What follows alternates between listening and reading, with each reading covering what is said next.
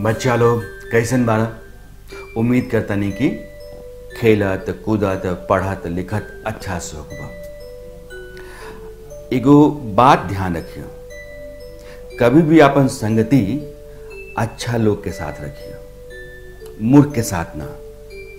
जेकरा संगे रहबा ओकर असर तारा ऊपर पड़ी। मूर्ख से दोस्ती करबा तो अपना खातिर मुसीबत पाल लेबा।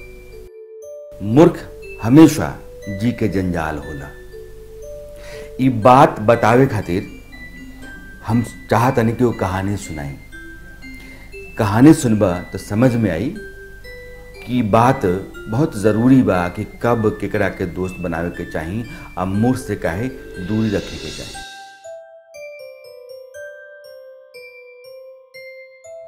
बहुत पहले के बात, फूलपुर नाम के एगो नगर रहे। वो नगर में धनपत नाम के एगो राजा रहत रहे। राजा बहुत दयालु, जानवर से भी प्यार करे वाला, रोज जानवर के खिलावस, ओकरी की सेवा भी करस। राजा के लगे एगो पालतू बंदर रहे। वो बंदर पर बहुत विश्वास करत रहन, क्या कि बंदर के राजा तब पल्ले रहलन जब बहुत छोट रहे। एगो लगाव रहे बंदर के साथे राजा के।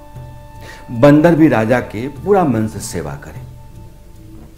बाकी बंदर असल में रहे निपट मूर्ख। कोनो काम ठीक से ओकरा समझ में ना आवे। राजा जब आराम करस तब बंदर उनका सेवा में हाजिर हो जाए, उनका खातिर पंखा चलावे, इतना काम ओकरा करे आवत रहे। एक दिन के बाद राजा अपना कमरा में आराम से सुतत रहलन। बंदर अपन गई पंखा झेले लागल।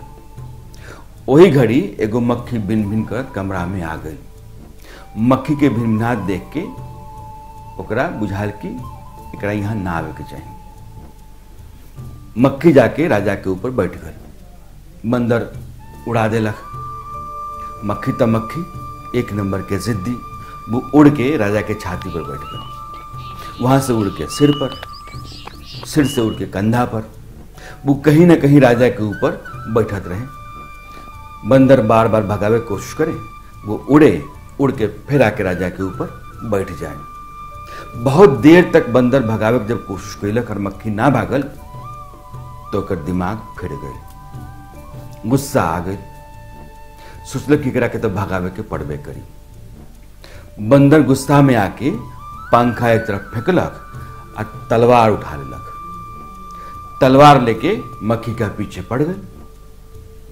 अब तलवार राजा के छाती पर, कहे कि मक्खी वहीं बैठल रहे। जब राजा के नींद खुलल, कहे कि छाती पर बंदर बैठ गए, माथा पर मक्खी, माथा के ऊपर तलवार, छाती के ऊपर बंदर। राजा देख के डर गया। तब तक तलवार चला दिलक। तलवार चले तो राजा के बाल कट गए। अब वो बंदर मक्खी के मारे के रहे, लगल तलवार चलावे। मक्खी आके राजा के नाक पर बैठ गई। अब नाक पर जब चलावे के तलवार चलक, वही घड़िया राजा उठ के भगलन। बाकी बंदर जे बा से मक्खी के पीछे तलवार लेके, अब जेने जेने मक्खी जाए ओने ओने बंदर तलवार लेके भागे लगल। पूरा महल में भगदड़ मच गई। बहुत देर तक जब उथल पुथल भगदड़ रहे तो सिपाहियन के राजा कहलन कि भाई पकड़ के रखे। सिपाही जाके कोनो तरीका से बंदर के काबू कर पकड़न।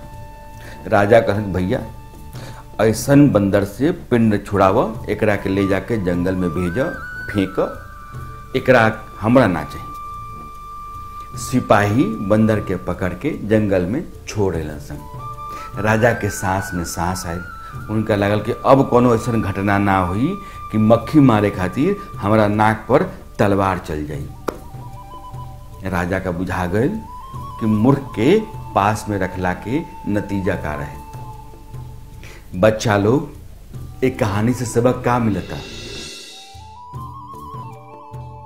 उहे कि दोस्त भी मूर्ख ना। अगर मूर्ख दोस्त रही तो नुकसान करी। समझदार दुश्मन ज्यादा अच्छा। कम से कम दुश्मनी भी समझदारी से निभाई ना। तो मूर्ख आदमी तहरा के पहले मरवा दी, तहरा खातिर मुसीबत पहले ही बन जाई।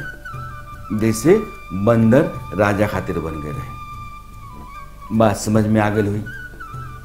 अगला बार हम जब आए तो एगो और ऐसे ही समझ से भरल कहानी लेके आए, ताकि अच्छा सीख मिले, जीवन तहाल इनके अच्छा होके।